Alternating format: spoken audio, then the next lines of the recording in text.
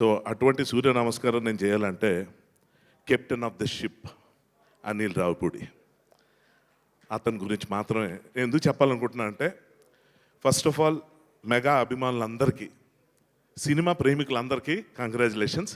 ఎందుకంటే మంచి సినిమా చూడడానికి మొహం వాచిపోయిన రోజుల్లో, ఈ రోజుల్లో కుటుంబ సమేతంగా ధైర్యంగా ఇష్టంగా గర్వంగా ఒక సినిమాకి వెళ్ళి ఎంజాయ్ చేసి మళ్ళీ మళ్ళీ చూద్దామని ఈ మొదటి 2-3 రోజుల్లోనే ఇంత ఉత్సాహాన్ని మీరందరూ కలుగజేసుకున్నారు.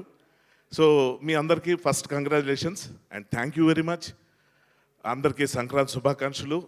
అలాగే సంక్రాంతి డేట్ను మార్చేసి ముందుకు తీసుకొచ్చిన మన మెగాస్టార్ గారికి, అలాగే అనిల్ రావిపూడి గారికి మళ్ళీ థ్యాంక్స్ చెప్తున్నాను.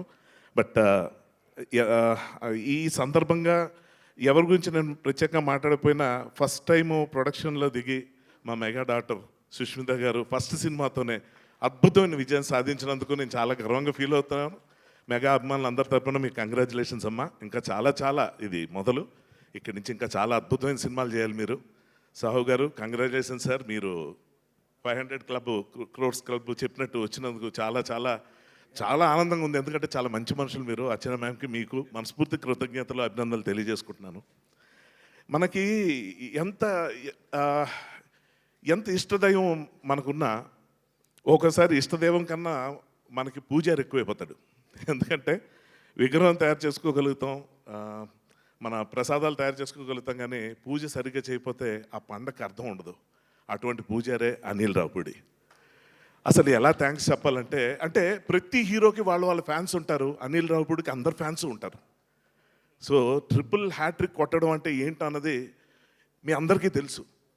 సో అటువంటి అనిల్ రావిపూడిని ఈరోజు నేను ఎందుకు ప్రత్యేకంగా మెచ్చుకుంటున్నాను, ఈ కృతజ్ఞతలు తెలియజేసుకోవడానికి అవకాశాన్ని వాడుకుంటున్నానంటే, ఒక ఆర్టిస్ట్గా నా క్యారెక్టర్ గురించి, నా గురించి, ఏ ఆర్టిస్ట్ గురించి ప్రత్యేకంగా చెప్పక్కర్లేదు. ఎందుకంటే మేము అంతా తెర మీద కనిపిస్తాం, కానీ తెర వెనక కనబడిన శక్తులు మా కెమెరామెన్, మా కెమెరా డిపార్ట్మెంట్ కానీ, రైటింగ్ డిపార్ట్మెంట్ కానీ, ఆర్ట్ డైరెక్షన్, ఇంకా ఫైట్స్, అసలు ఏదైనా ఏ క్రాఫ్ట్ అయినా సరే వాళ్ళు బయటికి కనబడరు.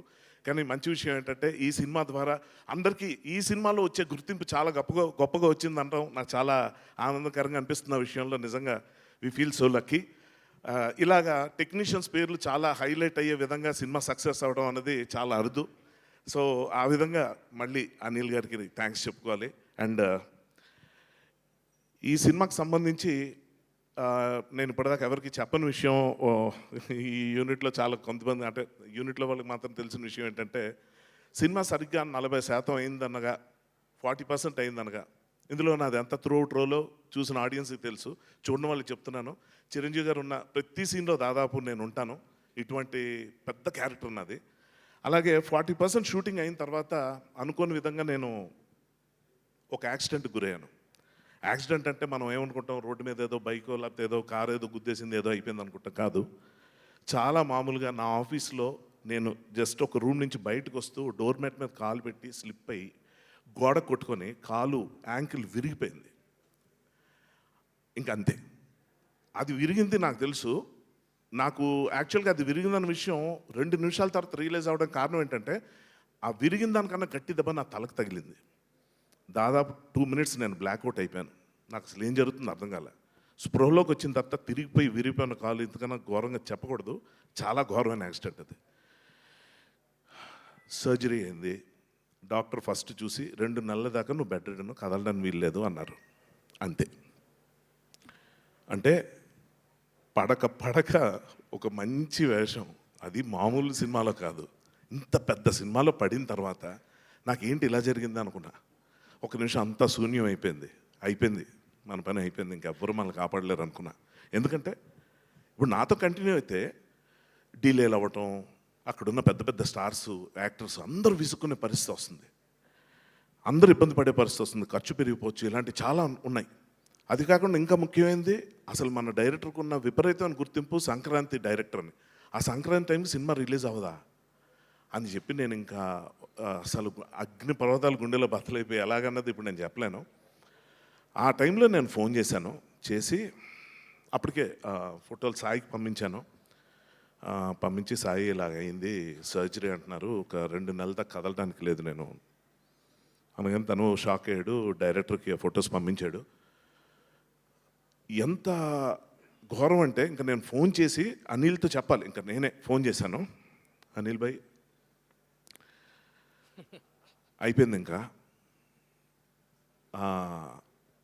అంటే 27 ఏళ్ళు నా కెరియర్లో బెస్ట్ ఫిలిం అండి ఇది. అంటే పెద్ద హీరో మెగాస్టార్ పక్కన చేయటం ఒకటే కాదు, మంచి త్రోట్ రోల్ ఉంటమే కాదు, చాలా స్పెషాలిటీ ఉన్న క్యారెక్టరు, మంచి మంచి డైలాగ్స్. ఏంటి ఇలాగైంది అనుకుని నేను చెప్పేశాను, అనిల్ ఇంక నేను నడవలేను, నా బదులు ఇంకెవరినైనా పెట్టుకుంటే బెటరు. ఎందుకంటే కథపరంగా టీంలో ఉన్న ఒకడిని కదా, నేను ఎక్కడికో వెళ్ళిపోయానని చెప్పి కథలో చెప్పి అక్కడి నుంచి నాదో ఫోన్ కట్ తీసుకుందాం, మిడ్ షాట్ తీసుకుని ఫోన్లో సార్ నేను అర్జెంటుగా ఎక్కడ ఉన్నాను సార్, రాలేకపోతున్నాను అని చెప్పి చిరంజీవి గారికి ఫోన్ చేసి నేను చెప్పినట్టు తీసుకొని నా ప్లేస్లో వీడు రాకపోతే ఎలాగని చెప్పి ఇంకెవరినైనా అందులో పెట్టుకుంటే బాగుంటుంది కదా, స్మూత్గా వెళ్ళిపోతుంది షూటింగు అని చెప్పి అంటున్నాను. కానీ గుండె పిండి అయిపోతాను అనుకున్నాను నేను. ఆ టైంలో అనిల్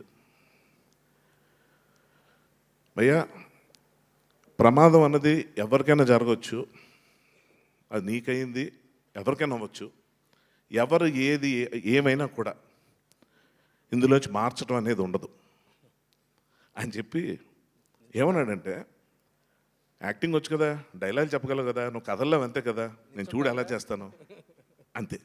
నేను ఎలా అనిల్ ఎలా 40% అయిందండి మూవీ, 40%.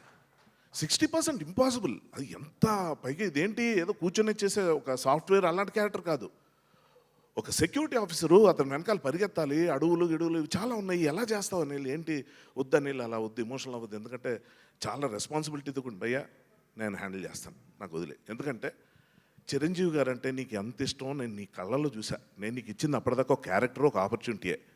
కానీ ఆ వచ్చిన దగ్గర నుంచి నువ్వు ఆయనతో కూర్చొని గడుపుతున్న రోజులు, ఆ సందర్భాలు, ఆ డిస్కషన్స్ అవన్నీ చూసిన తర్వాత నీకు ఎంత ఇష్టం నేను చూసిన తర్వాత నీ కెరియర్ నేను అట్లా నేను ఇలా వదిలేస్తాను, నాకు వదిలే నేను చూసుకుంటాను అన్నాడు. ఎమోషనల్ అవుతున్నాడు ఏదో, ఇంకా ఇతను ఆలోచించట్లేదేమో, మేబీ 2 రోజుల తర్వాత ఇదే వినాల్సి వస్తుంది అనుకున్నాను. కానీ సర్జరీ అయిందండి, 5వ రోజు షూటింగ్ పిలిచాడండి. నేను రాలేను అనలేకపోయాను, కదలేకపోతున్నా, కాలు కింద పెడితే ఇంత వాచిపోతుంది, ఆ పెయిన్ వర్ణనాతీతం. కానీ దానికన్నా ఎక్కువ పెయిన్ ఈ సినిమా ఏమైపోతుంది, మన వల్ల ప్లస్ అవ్వకపోయిన పర్లేదు కానీ మైనస్ అవ్వకూడదు కదా, ఇదేం గుర్తింపు ఇలాగ అవ్వకూడదు అని చెప్పి చాలా టెన్షన్ పడ్డా. కానీ అక్కడి నుంచి 60% ఆఫ్ ద ఫిలిం, ఇప్పుడు నేను చెప్పాను కదా, ఈ విషయం చెప్పిన తర్వాత నా ఫ్యామిలీ కానీ నా ఫ్రెండ్స్ కానీ నా రిలేటివ్స్ కానీ ఎవరు సినిమా చూసిన వాళ్ళందరికీ అర్థం కాలే, ఏం సినిమా అంతా బాగానే ఉన్నావు కదా, నీకు ఎక్కడైంది అని. అది డైరెక్టర్ గొప్పతనం. కథలేని ఆర్టిస్ట్ని, లేవలేని ఆర్టిస్ట్నే నిల్చోపెట్టాడండి.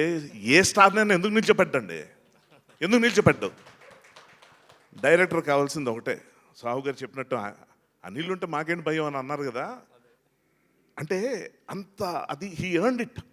అది ఊరికి వచ్చేది కాదు, అతనుకున్న క్లారిటీ, అతనుకున్న అంటే ఏది ఎలా చేయాలో అతను తెలుసు. సో మనిషి ప్రాణాలతో నేను ఉంటే చాలు సినిమా కంప్లీట్ చేస్తాడు, నాకు అర్థమైపోయింది. నేను లేవలేని పరిస్థితుల్లో కూడా సినిమా చేసేవాడు. అటువంటి మనిషికి, అటువంటి డైరెక్టర్కి